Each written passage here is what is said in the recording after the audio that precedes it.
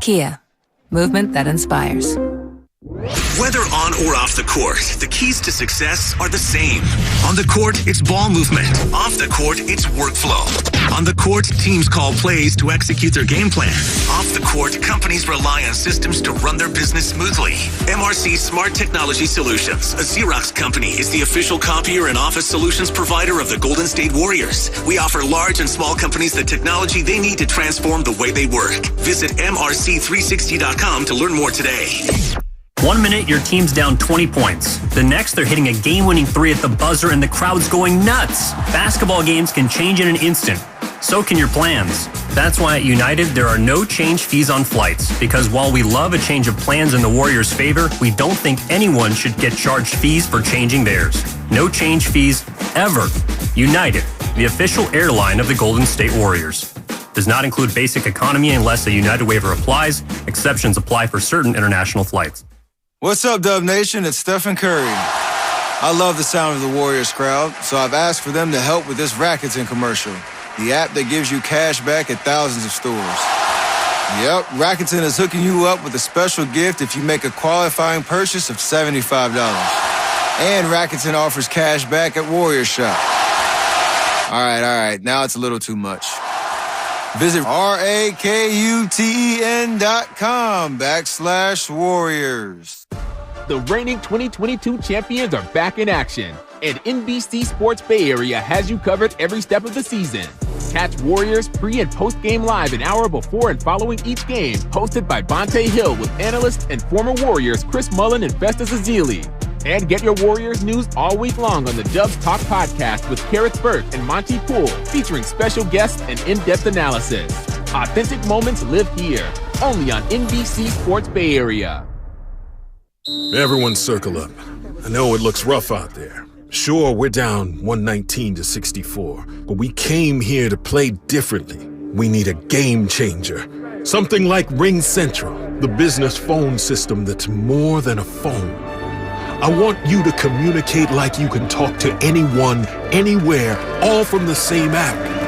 Now get out there and play like you're using Ring Central. Ring Central. Simpler communications. You've been listening to the Golden State Warriors Audio Network. Presented by United Airlines.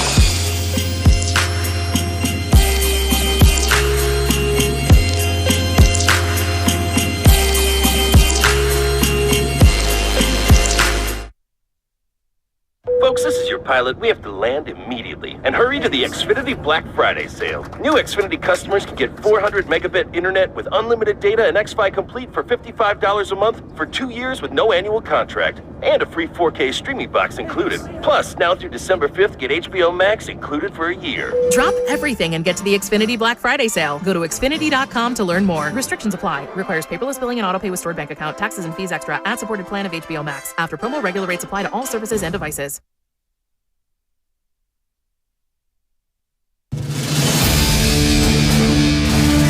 This has been a presentation of Odyssey Sports. For even more coverage of your team, download the free Odyssey app and listen to your favorite stations, shows, and podcasts. That's a wrap. Yo, that's a wrap. It was an amazing experience. Hope everybody enjoyed it. Hope we got some laughs, some good entertainment. This is Warriors Wrap Up on 95.7 The Game. Lamb of the ball up top finds Draymond Green. Now Klay Thompson, a dribble, a jumper. Yes! Top of the key. Tonight? Maybe. Warriors have their second lead of the night. It's 93-92. Klay Thompson with 28. 8 of 16 beyond the arc. Yeah, but Klay Thompson would finish with 28, 8 of 16 beyond the arc. A couple of Klay Thompson hot spells in this one, but it's not enough. Warriors lose tonight to the Pacers. 112-104 is the final. We welcome you inside Warriors Wrap-Up here on 95.7 The Game. John Dickinson with you for the next hour or so. 888-957-9570, 888-957-9570. We'll be with you here taking your phone calls and your text messages and reacting to this one. And look, we can have a conversation right off the top as to whether or not this is the Warriors' worst loss of the season or not. And I think there is absolutely a conversation to be had. The Warriors allowed the youthful Pacers, playing without arguably their best two players in Tyrese Halliburton and Miles Turner, second of a back-to-back, the end of, although they still have one more game to go, but the back portion of a long Western road trip where they had been just getting beaten down by everybody. Andrew Nembhard, unbelievable performance from him, especially down the stretch. You may have heard of him a week or so ago when he hit a three-pointer at the buzzer that capped a 17-point comeback against the Lakers, and he dominated tonight against the defending champs as well. Hell of a performance from the rookie from Gonzaga, as the Pacers look like they've got a good one in him. Obviously adding Tyrese Halliburton to the mix, but some young talent, but they had really been struggling on this trip, and without Turner and without Halliburton, yes, the Warriors did not have Andrew Wiggins, but they allowed the confidence of a young Pacers team to get going early. Not a lot of defense early. Pacers put 34 on the board in the first quarter against the Warriors. And, no Andrew Wiggins leads to pretty poor perimeter and wing defense. And it also really shows just how this Warriors team, as it's currently constituted, they just don't have a lot of athletic wing players that can get up and down with a team that has the types of players that even a team like the Pacers has. And I think you look at they really missed Andrew Wiggins tonight.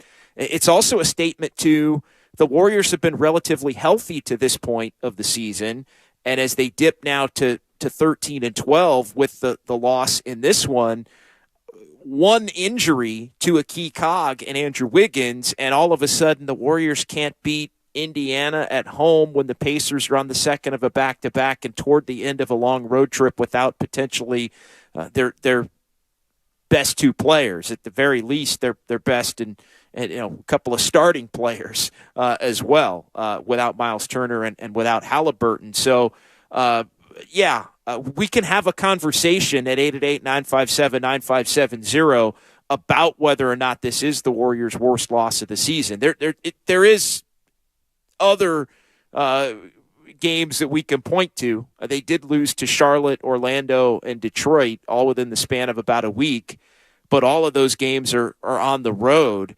And sure, the Pacers leave Chase with a better record than the Warriors, but a big part of the reason why they had a better record of the Warriors is in street clothes on the sideline. Again, in the second of a back-to-back after they had been blown out in Portland, blown out in Utah, and blown out in Sacramento over the course of the last week since Nembhard hit that three at the buzzer. So I tend to think home games are they're all important, but I think home games against either bad teams or teams that are really hampered by injury, those are the ones that you absolutely have to get. So a little bit of the momentum that the Warriors have built up over the course of the last month or so, it is stalled, and now the schedule's going to get a lot more difficult. I think there was an opportunity here, even without Wiggins, talked about it on Warriors Live, to get a little greedy if you're the Dubs, and to get to 14-11 and to play the more difficult portion of the schedule, which is coming up, with from a position of advantage, from a position of being 3 or 4 games over 500, and now the Warriors they're gonna have to keep rolling. I think the Jazz are a really good matchup for the Warriors. We'll see, though. Going to Salt Lake City, played 3 in 4 here over the last couple of days, 3 games in 4 nights, as they lose this one tonight. And then the Celtics are coming in after a couple of days off, so rematch the finals, and nobody's playing better in the NBA in the first 20, 25 games of the season than the Boston Celtics, who look primed to get back to the NBA Finals and potentially finish the deal. So no doubt the Warriors are going to be a lot more geared up for that one than they were for this one tonight. 888-957-9570. Setback in the recent momentum for the Warriors. Bad Steph Curry game. A night where the Warriors could not offset some of their poor play in certain areas with a bunch of three-point shots. Only 3-point makes tonight, 13 of them for the Dubs in this one, and Steph Curry was 2 for 10. They've needed for all of the other players who have contributed during this stretch where the Warriors have played much better basketball after being 3-7. You look at the Warriors, and it's now 10 of the last 15 that they've won. And recently, they haven't played great basketball this weekend, really. They didn't play a great game against the Rockets. They didn't play a great game against the Bulls, but they hit a ton of three-pointers, and that helps offset it. And they were just kind of finding ways to get through it and finding ways to get wins. Tonight, different story. Bad Curry game. Just 12 points for Steph Curry in this one. 3 of 17. So a clunker for Steph. Those happen. We all know it. But the Warriors are in a position right now where they can't win a game if Steph's going to have a clunker, and they're not going to have Andrew Wiggins to help offset. Jordan Poole, 23 points. Klay Thompson did have 28, and there were a couple of times where Klay in this game got red hot once in each half, but you add it all up at the end of the night, and the Warriors wind up wasting the Klay hot spells, and Klay moving up a couple of places on the all-time three-point field goals made list tonight, as he was 8 of 16 from deep and finished with 25 points. So 888-957-9570, 888-957-9570. It's John Dickinson here on Warriors Wrap-Up on 95.7 The Game as the Warriors drop this one to the Indiana Pacers. It's a bad loss. Again, we can quibble about whether it's the worst loss or this or that. I mean, there's a debate to be had. I'm not saying I'm once and for all correct about that, but you look at this Warriors team tonight, bad Draymond Green game tonight, 1 of 8. 0 of 2. Did have 9 boards and 5 assists. And the Warriors the ball movement wasn't there. The shots weren't falling. 40% from the floor for the Warriors in this one. And they were just off, bothered by the athleticism of the Pacers. They allowed the Pacers' young players to get rolling and gain some confidence against the Warriors. And then Andrew Nembhard was feeling really good about his game down the stretch, and he winds up dominating the ball game down the stretch in this one.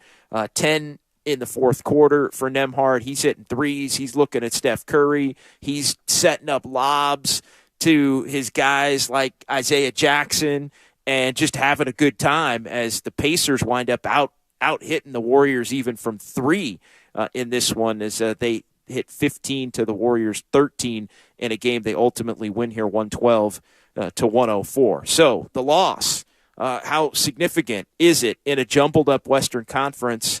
It's very significant for the Warriors in this jumbled up Western Conference, as they had come into the evening 6th, and the one loss, just one bad loss, one unaccounted for loss, and I think a lot of people had this one penciled in as a win, and all of a sudden you go from 6th to 10th in the Western Conference, with the Clippers moving ahead of you, Portland moving ahead of you, Utah moving ahead of you, and Dallas moving ahead of you at this point by virtue of winning percentage. It's all jumbled up. You win 3-4 in a row, you might vault from 10th right back up into a conversation for 4th. And look, 10th is only 3.5 back of the top spot. But again, I think, and I just can't say this enough tonight, this is a real missed opportunity for the Warriors. And I think it's alarming in noting, because that was the one thing we really hadn't seen to this point is, all right, we know the Warriors had played poorly at the beginning, 3-7, played better of late, 10-4 coming into the game tonight, now 10-5 with the loss, but they hadn't really had any significant injuries of note. Yeah, Klay hasn't been playing at back-to-backs. They had the minutes restriction for Draymond Green, but for the most part, there had been no unplanned absences for any of the championship core. Tonight, one of the first, if not the first, unplanned absence of anybody in the championship core, and it's Andrew Wiggins, and against a very athletic team, not having Andrew Wiggins looked like a massive, massive deal as he came off having one of his best games, really maybe his best game of the season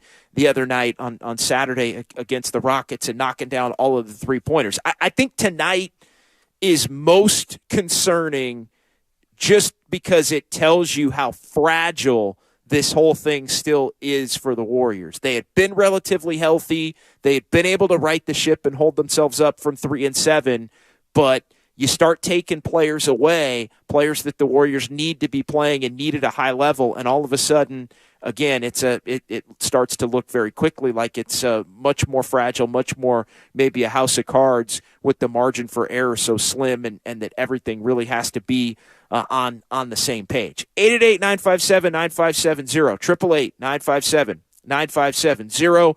John Dickinson here on Warriors Wrap-Up at 95.7 The Game. Let's get to a couple of text messages from the 415. JD, this is a bad loss. No Halliburton, no Turner at home. Seems like the Warriors are incapable of taking non-3-point shots in the fourth quarter of games. And look, the Warriors are a team, and we saw them hit 25 threes a couple of nights ago. They want to shoot 40-plus a game and maybe even push 50 at different times.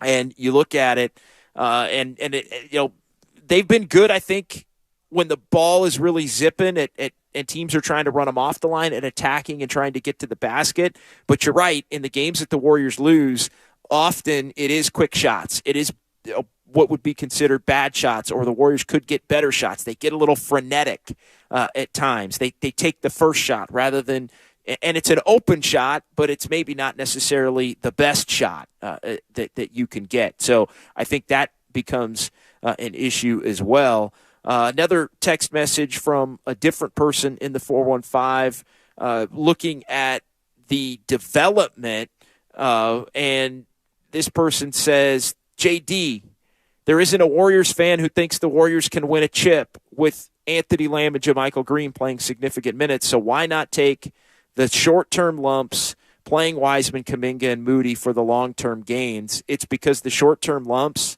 and look, Moses Moody got an opportunity to play tonight. Moses Moody was so bad in the first half that Steve Kerr didn't even bother to go back to him in the second half. And we've seen that story before as it relates to Jonathan Kuminga. Moses Moody looked overmatched tonight with the Pacers' athleticism and their quickness. And so I think, tonight it was curious that Kuminga didn't get in the game until the 8-minute mark in the second quarter. Rotation was altered a little bit with Wiggins out and Jordan Poole going into the starting lineup, and Moody getting some of the minutes at the guard spots, and Kuminga gave him a spark tonight. I got to say, Kuminga was good and bad. He gave him a spark when they really needed a spark in that second quarter. Warriors got down 16, and then Kuminga checked in, and the Warriors immediately went on a 20-2 run and took a 44-42 lead in this one.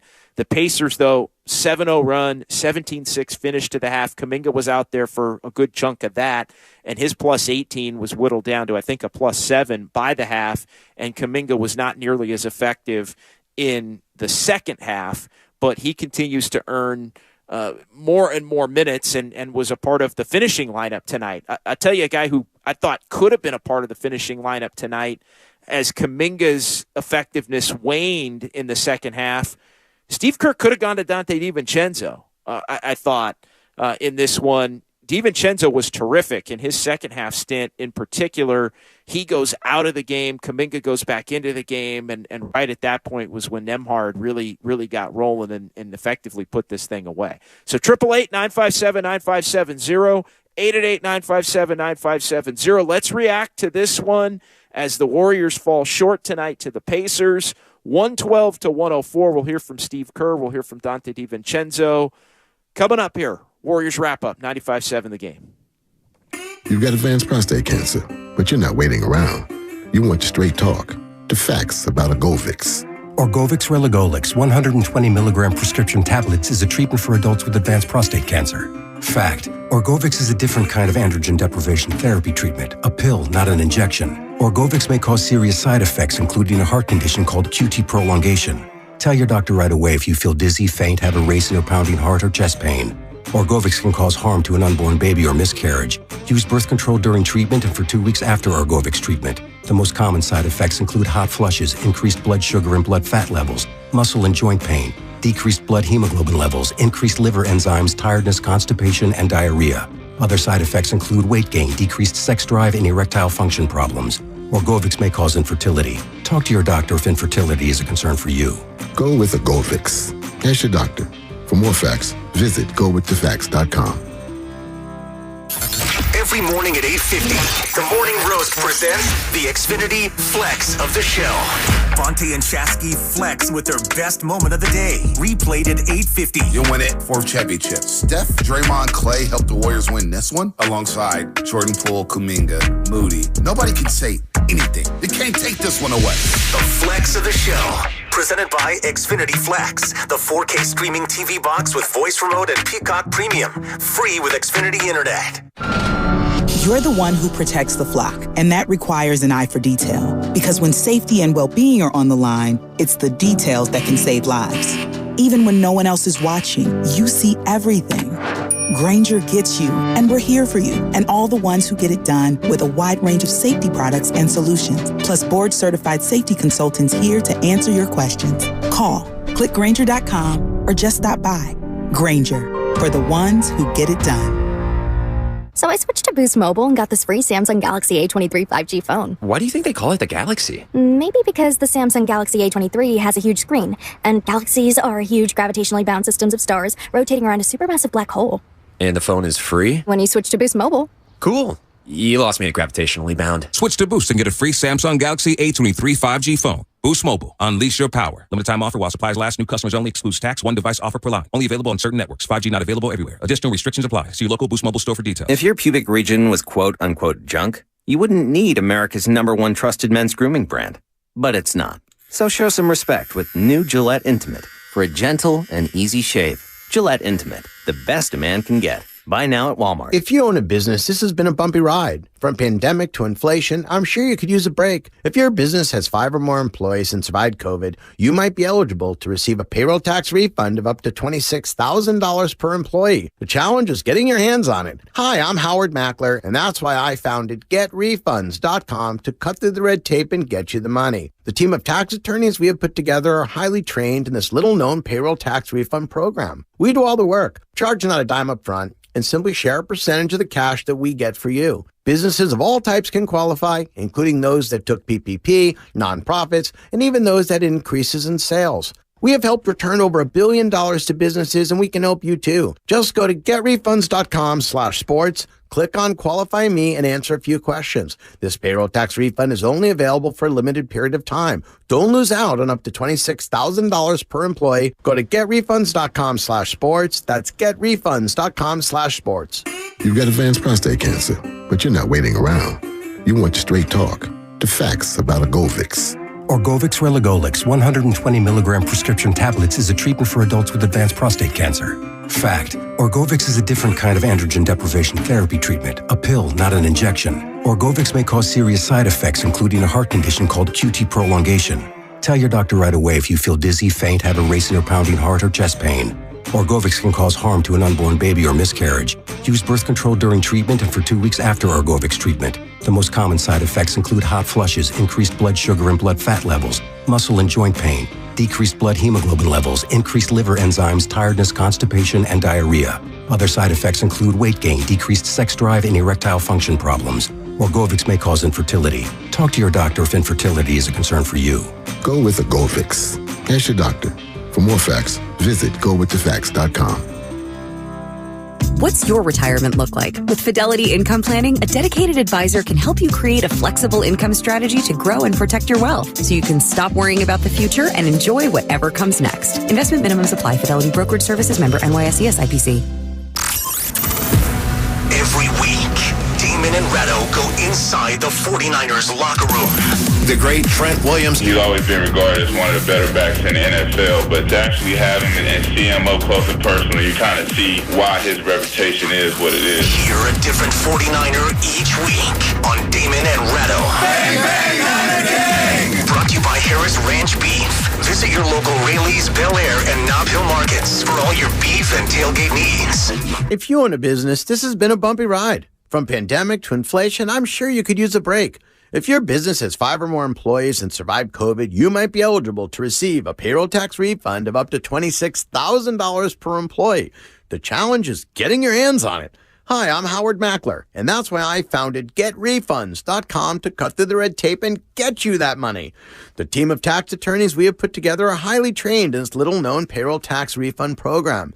We do all the work, charge not a dime up front, and simply share a percentage of the cash that we get for you. Businesses of all types qualify, including those who took PPP, nonprofits, and even those that had increases in sales. We have helped return over $1 billion to businesses, and we can help your business too. Just go to GetRefunds.com and answer a few questions. This payroll tax refund is only available for a limited period of time. Don't lose out on up to $26,000 per employee. Go to GetRefunds.com. That's GetRefunds.com. Up top, Brissett, Heald, Nembhard. First kind of match up off the zone. They switch here. Curry now in the middle.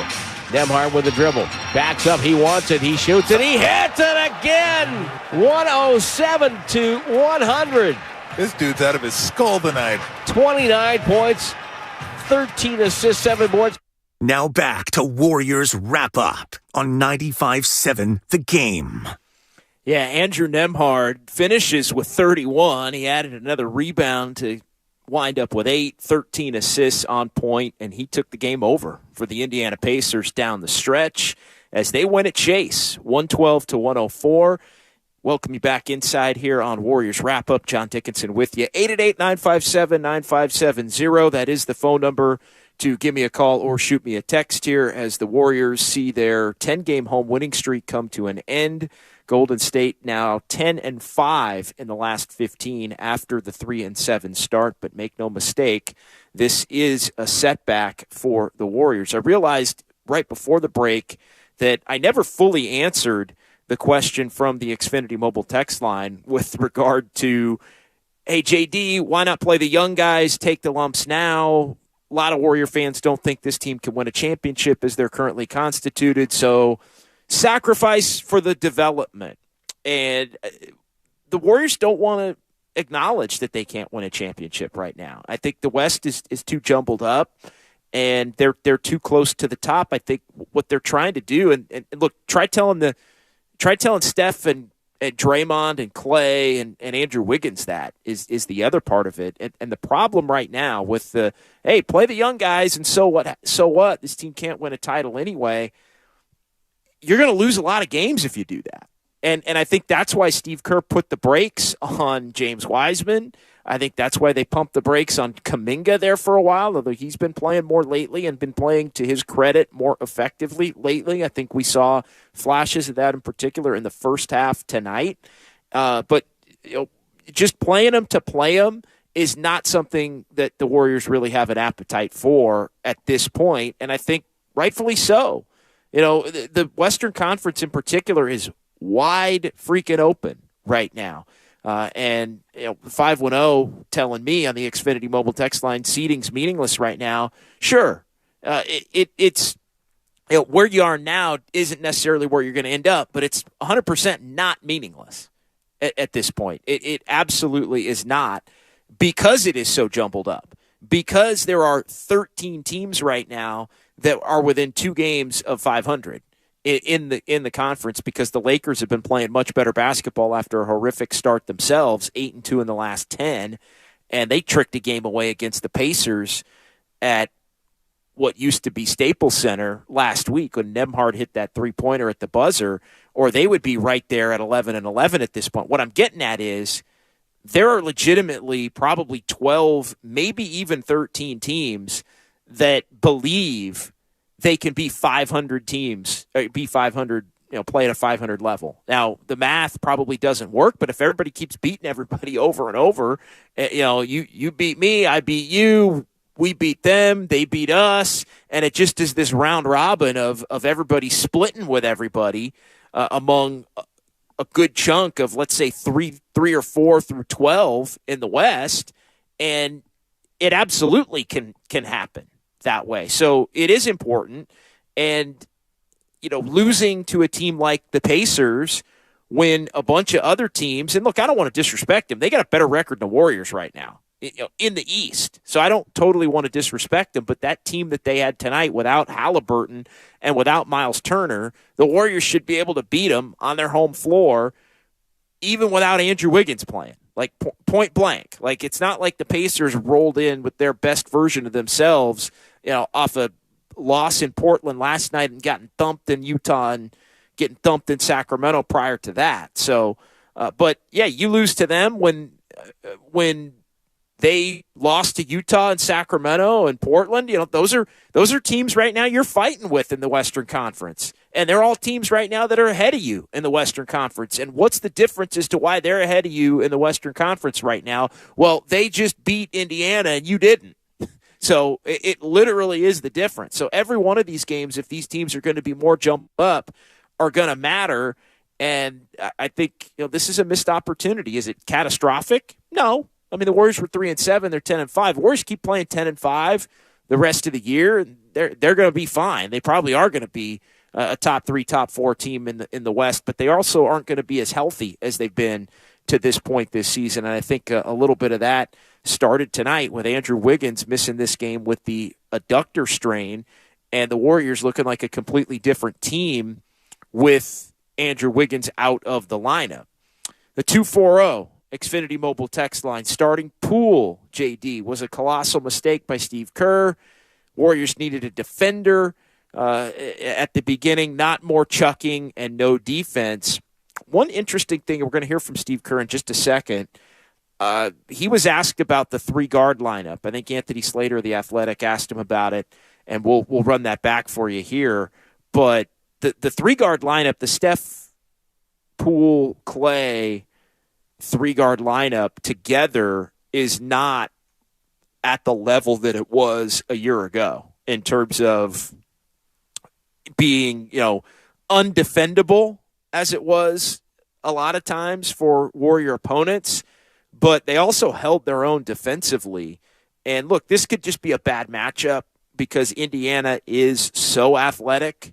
And so they are the quintessential type of team, young, athletic, team that gives the Warriors some trouble. But I mean, I was not surprised that Poole got the start, although it is different than just saying Poole's going to get the start for Clay when Clay is out. But I think there is a belief that they kind of owe it to Poole right now, and because that group had played so well together, the three. Over the last year since they'd all played together, that the easiest way to roll is with the offense, and that the offense should be good enough to outweigh any defensive mistakes. But, yeah, I mean, obvious point, but should be pointed out on a night like tonight. When you have the best 5-man group in the NBA with Steph and Clay and Wiggins, Draymond, and Looney, and that 5-man group is unavailable to you, you're a completely different team yourself. And I think we saw that tonight, although it is maybe a little bit more jarring to see in the context of the matchup specifically between the Warriors and this Pacers team. 888-957-9570. Let's go ahead and hear from Steve Kerr as he met with the media downstairs here inside Chase Center following this loss. Steve, 3 games in 4 days can obviously be tough on the bodies of your players. Even though you guys had that day off of rest yesterday, did you feel like your guys were a little fatigued out there tonight? Yeah, our guys were tired, but that's all part of the NBA. Indiana's going to play 3 and 4 days. Everybody else is going to do the same thing. So it's just part of the season. I just thought they came in and outplayed us, outcoached us. It was almost a carbon copy of last year's game, with different personnel, obviously. But, the same thing happened last year. They had 3 or 4 guys out, and they came in and took it to us. And, that first quarter, it was obvious right away just how fast and athletic and aggressive they were. And we were swimming upstream the entire night. Anything you can point to that would indicate why this was a tough night from 3? Well, I thought their defense was excellent. They had a good plan. They were trapping Steph out on the perimeter and JP. They were running those guys off the line. And, when the game's not going your way, you've got to be able to get stops and score in transition. And we never really contained them defensively. I mean, they were really they controlled the whole game. Nembhard was fantastic, and he controlled the whole game for them. And we were never able to really string together a bunch of stops. And maybe for a little stretch there in the second half, we got, we had one stretch where we got some stops, but for the most part, we couldn't control them. And our defense wasn't able to lead us, to offensive transition.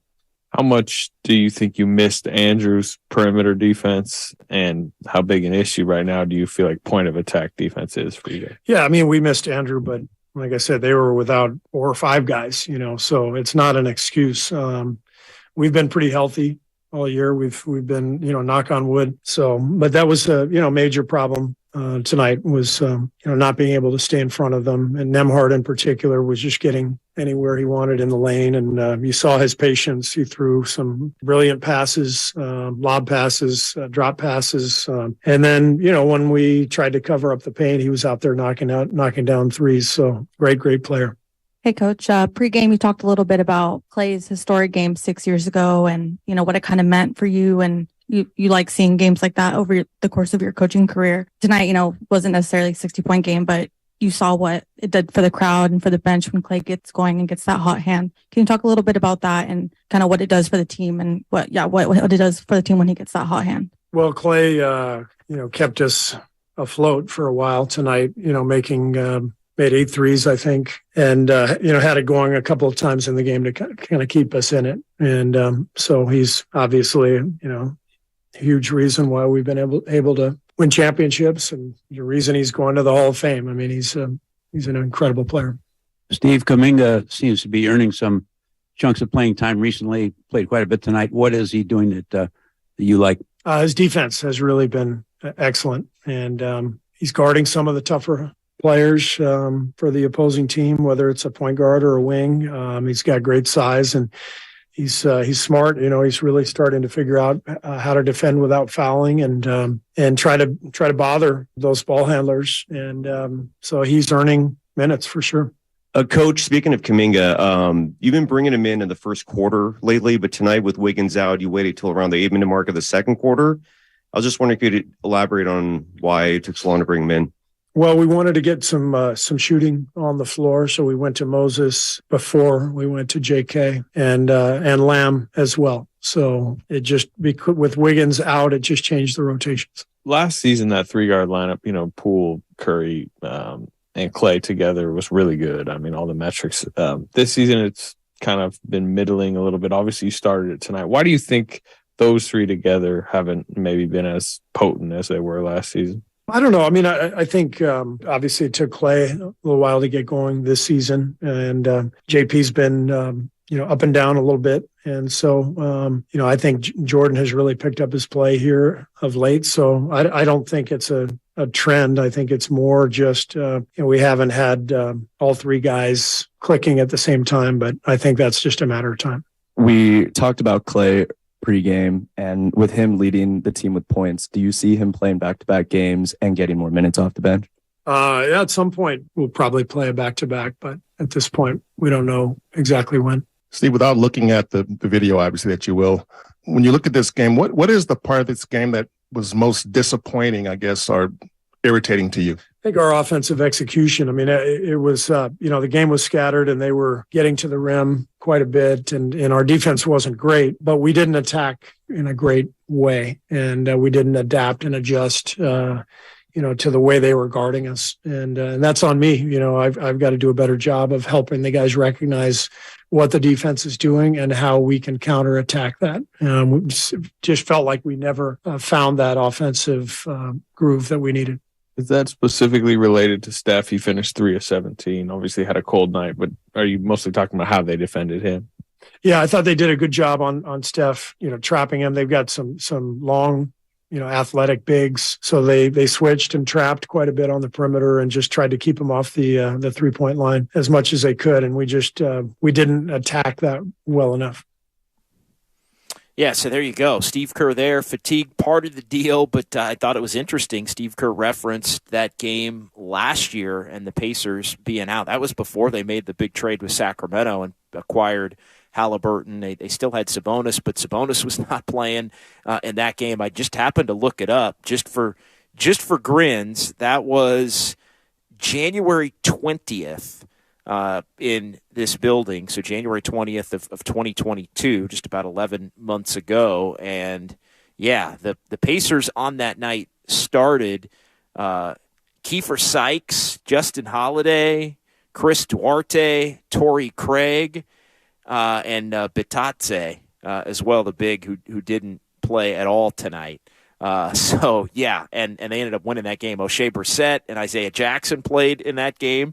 Both those guys gave the Warriors problems tonight, gave the Warriors problems in that game back in January as well. And then, yeah, Jeremy Lamb, who ended up in that trade to Sacramento, Dwayne Washington, who ended up going to Phoenix. There was a lot of interesting names in that game that the Pacers, it took overtime. The Warriors almost saved it down the stretch. But, yeah, Warriors just really bothered by the athleticism and really handling and under Rick Carlisle, they got, I think, a well-prepared game as far as trying to take away the threes or trying to make the three-point shot a little bit more difficult for the Warriors, while also still getting them out of their passing game rhythm. I think that's the key to it. Like, you can try to take the threes away, but when you take the threes away, you run the risk of, if the Warriors are really locked in and engaged, they get the ball movement going and it's zipping around and they start getting to the basket, getting layups, draw and kick, and then they wind up getting better threes even though you take it away. But the Warriors were a little impatient, I thought, with some of the traps and took some quick shots, and at times Clay was hot, but really he was the only one at all that was hot tonight for any stretch, and he did have a stretch in each half, but ultimately, yeah, too much going as far as the Pacers went on the other end, and the athleticism and everything that they had working, and confidence, really. They allowed the youthful energy and spirit to get going of that Indiana Pacers team, and then once they were rolling, the Warriors found that they were going to be difficult to stop. So a lesson that will have to be learned for the Warriors as they move forward and try to continue to get back on track. All right, John Dickinson here, final couple of minutes. Warriors wrap up on 95.7 The Game, 888-957-9570, 888-957-9570 as the Warriors drop to 13-12 on the season as they're back in action on Wednesday night in Utah. And the Warriors will have to see about Andrew Wiggins in that one. And really the box that's been left unchecked for the Dubs to this point has been, can they do some of the things that they've done on the home floor and take them out on the road? And playing Utah in Salt Lake City is different than playing Utah in this building where the Warriors had success against them surrounding the Thanksgiving holiday. So the Jazz have been playing a little bit better after they got off to a great start. And I think they were, 10-6 at one point. And they now have lost 6 of their last 10 games to dip to 14-12, but they're going to come in right there even essentially with the Warriors, and they've been very good at home. 8-4 at home are the Jazz, with the Warriors coming into Salt Lake City at 2-10 away from this building, and that becomes a game that the Warriors are going to have to get some of these games because it is going to get more difficult with the Celtics coming in, and then you go on that road trip, which starts with Milwaukee. You play the Pacers again a week from Wednesday, so that game now is no picnic, as we've seen just with some of the matchups that they can bother the Warriors, and then it's Philly and Toronto, no picnic there, the Knicks and the Nets to close it out. So maybe two of the more winnable games, the Knicks and Nets at the back end, but the Nets are playing much better basketball, and while there is some lead-up off time for the Warriors to this trip, 2 days off before the first game, 3 days off before the last game, once they're actually in the trip, from the first game to the last, it is 6 games and 9 nights. And the Warriors, 5-7, 6-9, have been prone to maybe resting some players along the way there. So the one thing tonight does do, unless the Warriors can make it up by winning, let's say Wednesday, or winning a game in Boston, or winning a game rather at home against Boston, is they are going to be back in sort of the jumbled mess around 500, and that leaves them more vulnerable, susceptible to an injury. And again, I keep coming back to it. every team's going to have injuries. The Warriors needed to be relatively healthy to be 500 overall to this point in the season.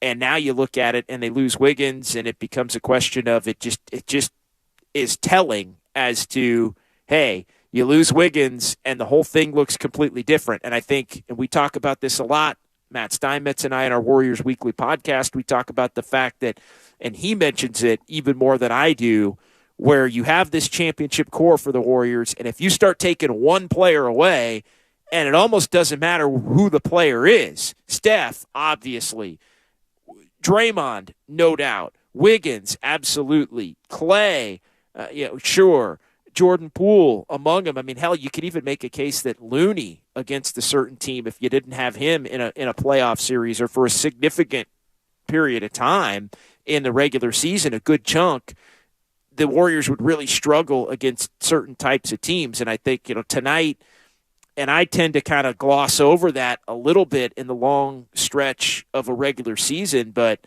I look at it tonight and I think, yeah, that's probably right on point. And look, no Wiggins tonight, and it flips the whole thing on its ear, whether it's right or wrong. The Warriors just are not deep enough and not talented enough and don't have enough trustable young players right now to be able to offset that. All right, before we call it a night, let's hear a couple of minutes of Stephen Curry as he addressed the media following probably his worst game of the season. 12 points on 3 of 17, 2 of 10 from 3. Here's Steph. Steph, what did you see from the Pacers or that they did against you that made it hard for you to get going tonight? They're pretty athletic. And I know they had a lot of motivated guys with some extra minutes with their guys out. And they brought a lot of energy, kind of punched us in the mouth early in the first quarter. And they tried to just disrupt the flow of our offense and make it a one-on-one situation, which, we can play that way, but it's, not necessarily a way for us to kind of dig ourselves out of a hole. So, thankfully Clay got hot and kept us, somewhat alive. JP played well. Just, collectively we couldn't put it together on both ends, especially down the stretch. And they made plays. So, we know we got to play better, but they made shots and they went and won the game. Nembhard really kind of put it away late. No Wiggins, obviously, so who probably would have maybe been guarding him at the time. Just how big a problem was just, I guess, point of attack defense tonight. He played well and he was making shots and controlling their offense. Obviously, his stat line is crazy, but I think he controlled the flow to the point where, they're getting their bigs involved on rolls, a couple lobs. They were kicking out to, shooters in the corner. And we had moments where we were pretty physical and get stops, but like you said, he made enough plays down the stretch, and with the space that they had, took advantage of it. So we can think about, obviously, again, we have to play better. We know we could have made some adjustments, could have tried to make them a little bit uncomfortable, but they played well. Just a fatigue factor for you guys tonight. I mean, obviously 3 and 4. I guess team-wide, did you feel lower level of energy? And then I would even ask personally. There's always a part of that, just like you said, in the flow of the season. Knowing what the schedule looks like, we all got to find our way through 82. And so you don't really dwell on that too much. I think the way that we started, it set the tone for the whole game. But I don't think it was in our heads too much in terms of not having, the right juice or energy, especially at home. Like, you should be able to find it. And, we didn't. Steph, I know there's only so much you could say about this, but with the caring, it seems like it's a call for the refs. Like, it's going to be hard to make consistently. I know in Dallas there was some Luka could have maybe gone either way. Tonight, maybe Nembhard too. Just kind of your thoughts on the consistency of it with the refs and how hard that might be able to call as the season goes forward.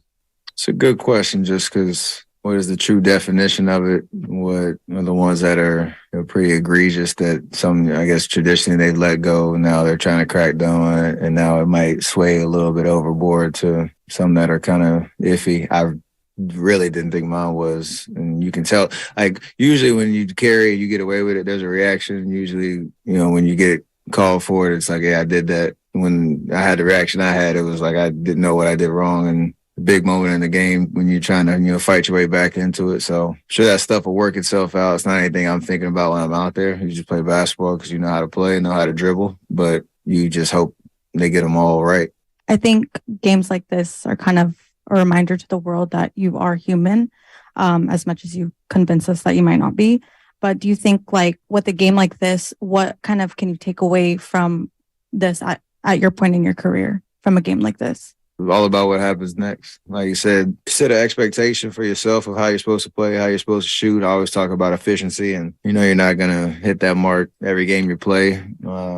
And when it's not going well from the jump, you try to find other ways to get involved and, impact winning. But I'll probably think about it a little bit tonight. It's the regular season. I know we have, games coming up. I won't lose any sleep over it. It's just a matter of how you come back and maintain your confidence in what you're capable of doing. Last year, there, were a handful of games like this where you may have started out sluggish, but still towards the latter portion of the game, find a way to pull it out. This year hasn't quite been like that. Just what's the difference in these close late games, and why haven't you guys been able to kind of shut the door like you were able to previously? I mean, we're still working on our execution, the pet plays we need to, be able to rely on, our defensive chemistry. And we had a lot of different lineups and rotations. And, early in the season, we were trying to build a chemistry there. I guess there's a lot of room for improvement on that front. But I think it's night and day, where we are now versus where we were a month ago. And hopefully that trend continues.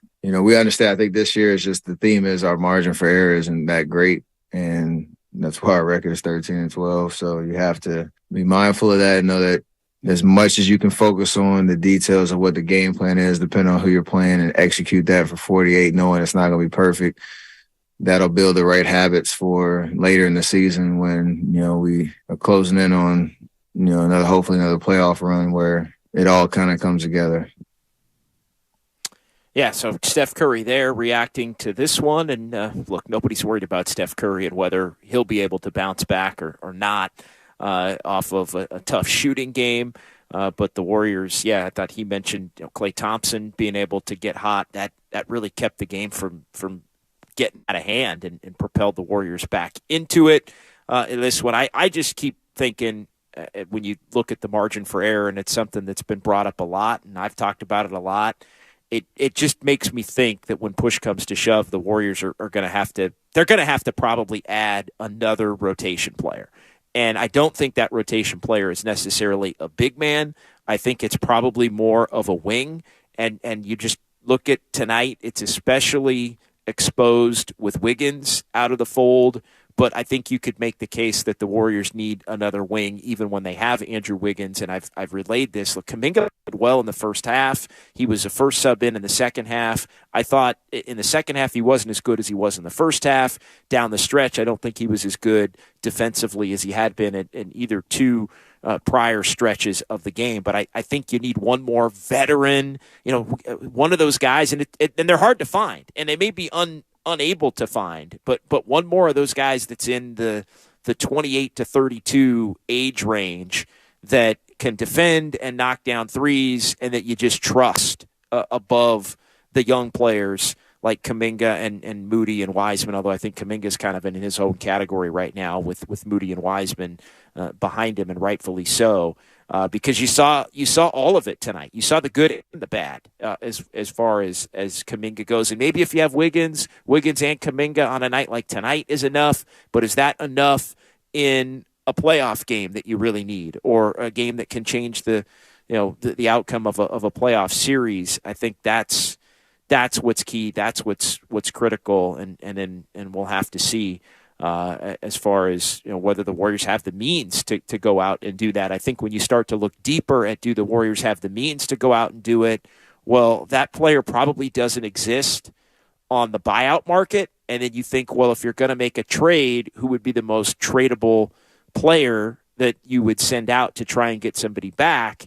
And I think at that point, that's where you start to be led down the path of, well, who's the one player right now that's behind everybody as far as fitting into the young core, the two timelines with the veterans and all of that, and it's James Wiseman. But that, my friends, is another conversation for another time, and the Warriors are going to have to decide here over the course of the next really 2.5 months whether they want to strongly explore that path to get that type of player in that type of age range back in the fold that helps you on a night like tonight, but really more so I think helps you in the playoff games where the rest of the guys that have been here as far as the championship core look like they do still have the ability to get it done if they're fortified with some other players that can help you get it done, like last year when they had an Otto Porter and a Gary Payton II. I think they need to at least attempt to find somebody that can do a little bit of what Gary Payton II could do for him last year. Not saying it's easy,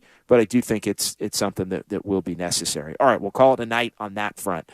Thanks to Sterling Bennett in our San Francisco studios and everybody back there at the station cutting up the highlights and the post-game sound and all of that as the Warriors end up having their home winning streak snapped tonight at 10 as the Pacers come in here and get the job done against the Warriors, 112-104. So up next for the Dubs, they're in Salt Lake City on Wednesday. That is a 5 o'clock Warriors Live, as Damon and Ratto will have Warriors Live for you on Wednesday for that one. And then I will be back with Warriors wrap-up following the game as the Warriors take on the Jazz. And then the Warriors and the Celtics, that'll be a good one Saturday. We'll have pre- and post-game for you, as well as Warriors this week leading up to that one. So that'll do it. We'll talk to you on Wednesday. Pacers 112, Warriors 104, and you heard it right here on 95.7 The Game. You're listening to 95.7 The Game, KGMZ FM in HD1 San Francisco. Always live on Twitch, YouTube, and the free Odyssey app. Hi there, I'm your host, Dog, filling in for the human who's normally here and bringing you the smells and sounds of the holidays, courtesy of Beggin' Dog Treats. We wish you a beggin' Christmas. We wish you a beggin' Christmas. Dog rest ye merry Doberman, let beggin' you acquire. Deck the halls with strips of beggin'. Arf, arf, arf, arf, arf, arf, arf, arf. Remember, for bacon-loving dog excitement this holiday, It's beggin'! Here's to Prilosec OTC. Just one pill each morning and no heartburn all day. My holiday hero. Prilosec OTC. 1 pill a day, 24 hours, 0 heartburn. It's possible while taking Prilosec OTC. Use as directed for 14 days to treat frequent heartburn, not for immediate relief. Dell Technologies' Days of Deals for Business start now with fresh, limited quantity deals on tech to drive productivity. Save on select performance laptops and desktops powered by 12th Gen Intel Core processors. Don't forget special pricing on the latest monitors, docks, and accessories, plus free shipping on everything, and special financing with Dell Business Credit. Call a Dell Technologies advisor at 877-ASK-DELL. That's 877-ASK-DELL. Doug. Hey, listener. Welcome to Limu's Karaoke Lounge, where Liberty Mutual customizes your car insurance so you only pay for what you need, and the music never stops. Hit it. There's an emu with a full-time job. His partner's Doug, but Limu's the heartthrob. Grubs and worms, that's what Limu eats. Gotta fuel up to save you money and hit the streets. Only pay for what you need at libertymutual.com. Liberty, liberty, liberty, liberty. Here's to Prilosec OTC. Without Prilosec, I wouldn't be able to enjoy all this yummy holiday food. Speaking of, whoever made that apple pie, delicious. I just take 1 pill each morning and 0 heartburn all day. So cheers to Prilosec OTC. Ooh, are those jalapeno poppers? Prilosec OTC prevents excess acid that can cause heartburn, so you can enjoy the holidays. 1 pill a day, 24 hours, 0 heartburn. It's possible while taking Prilosec OTC. Use as directed for 14 days to treat frequent heartburn, not for immediate relief. Hey, this is Kenny Mayne, host of something called Hey Mayne. That's a podcast. We're working busily on season 2, but let's not forget about season 1. Remember Roy Wood Jr.? Wow, opening for Ron White. I've arrived. He's such a nice man. Maybe he wants a ride. Maybe he wants me to drop him off at the American Airlines terminal. Roy, I have a private jet. My pilot hangs with me like my homeboy. If you missed that episode of Hey Mayne, check it out on the Odyssey app or wherever you get your podcasts. Kansas City Steak Company, another AmericanEagle.com success story. Started in 1932 as a family-owned butcher shop, today they're a leading distributor of superior all-American steaks delivered right to your door, ready for the grill and your taste buds. When it came to their website, an average site wouldn't do. They chose AmericanEagle.com to take their website to the next level. With a dramatic increase in competition and a softening market demand, they had 2 challenges: improve their brand presence and message, and produce a positive return. AmericanEagle.com got to work and executed usability studies and detailed audits of site experience, digital assets, and marketing. The result? An integrated digital marketing and customer experience plan, organic traffic increase of 20%, and a long-term long-term roadmap for success. If you love great steaks, go to kansascitysteaks.com for website design, development, and online solutions that bring efficiency and results. Visit AmericanEagle.com. If you need a results-driven website, call the team at AmericanEagle.com at 877-WebNow1. That's 877-WebNow1. What's your retirement look like? With Fidelity Income Planning, a dedicated advisor can help you create a flexible income strategy to grow and protect your wealth so you can stop worrying about the future and enjoy whatever comes next. Investment minimums apply. Fidelity Brokerage Services, member NYSE SIPC. The grown-up in the room, Tom Brady, played like a fossil for the vast majority of this game. A big bag of fertilizer, big old bag. Every man, woman, and child who watched this game from beginning to end knows that was the case for most of the game. TB12 was, again, pure manure for 3.5 quarters. And then he goes into the phone booth. He makes a wardrobe change. He puts the cape on. Ta-da! Yeah. None of that would have been needed if Brady had played better than rotten eggs for the majority of the game. And you should not solely get credit at what you do at the end of the game when that is a result of your incompetence for the balance of the game, and also a byproduct of Mark Ingram running out of bounds when he should have stayed in bounds and getting the first down, and the defense falling off a cliff.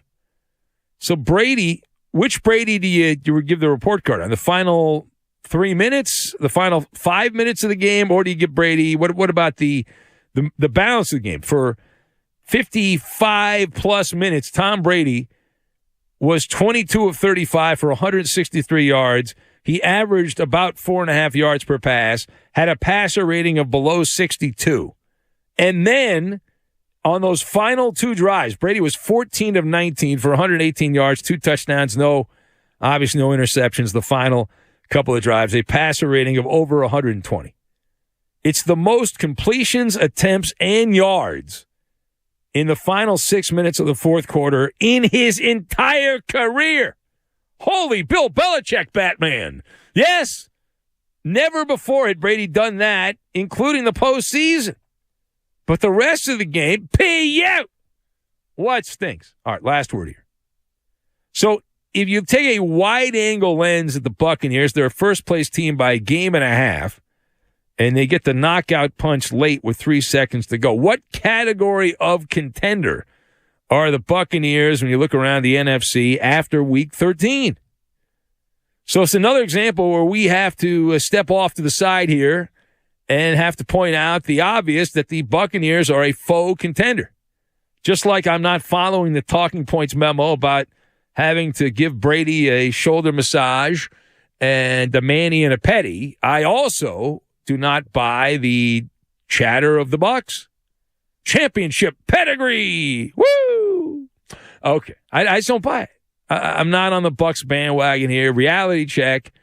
I will be the party pooper. The party pooper is here, and the reality check is this. There will not be a Cinderella story. You are what your record says you are. And Tampa is fungus. Now, they might be the tallest mushroom in the orchard, but they're still a mushroom, and that's where they are. And so don't get carried away here. And in playing the probabilities, if you look at the playing cards and the Venn diagrams and all that, if I'm the Vikings, Cowboys, Seahawks, any of those teams that are – Philadelphia looks like they're going to be the number 1 seed, barring a big choke job here at the end. But one of the other teams is going to be playing on Wild Card Weekend. If I told you right now you're going to be able to play the Tampa Bay Buccaneers on Wild Card Weekend, you have to go to Florida, or you got to play somewhere else. Who would you rather play? You give me the Bucs. Give me the Bucs. Why? Hello? They're not good. Okay, they're not good. They're at best average. And as of right now, Tampa Bay would play the Cowboys in the 4-5 matchup. If the playoffs started right now, the Bucs would be the 4 seed because they're division champion. The Cowboys, the 5 seed. And if that matchup happens, Dallas, should they stumble in that game, hypothetical, of course, then Jerry Jones ought to come in there with a buzzsaw and blow it up. Pink slip party for Jerry. That's how that should go. All right, let's hear from some of the team that blew the lead, 13-point lead. A couple minutes to go in the game, and El Choco made an appearance. Here's Andy Dalton, who would like to comment about all the mistakes. He knows a thing or two about giving speeches after a team loses. We didn't make the plays when they were there, and at the end of the game, they did. That's what it came down to. We had opportunities for that game to be very different than what it was. I feel like I'm a broken record saying the same thing. We just missed opportunities. You're dating yourself with the broken record. We got to update that reference, because who's using records these days, right? There's got to be like an internet thing that won't keep playing. Like you click skipping on MP3? Yeah, something like that. Like there's got to be, you click on something on the internet. Just, like sometimes I'll click on a Twitter video and it just keeps playing over and over again. I'm like, oh, crap, man. I got to turn that off, It's annoying. I feel like a Twitter glitch. Yeah, like a Twitter glitch. There you go. That's good. A Twitter glitch. Broken record's old. You got to update the reference, Anytime you do a reference with a typewriter, a payphone, or a record, you're doing something wrong. Got to stay with the times. All right, anyway, here's Dennis the Menace. What a man. Who are their other options as head coach? We want the stability of Sean Payton. Okay.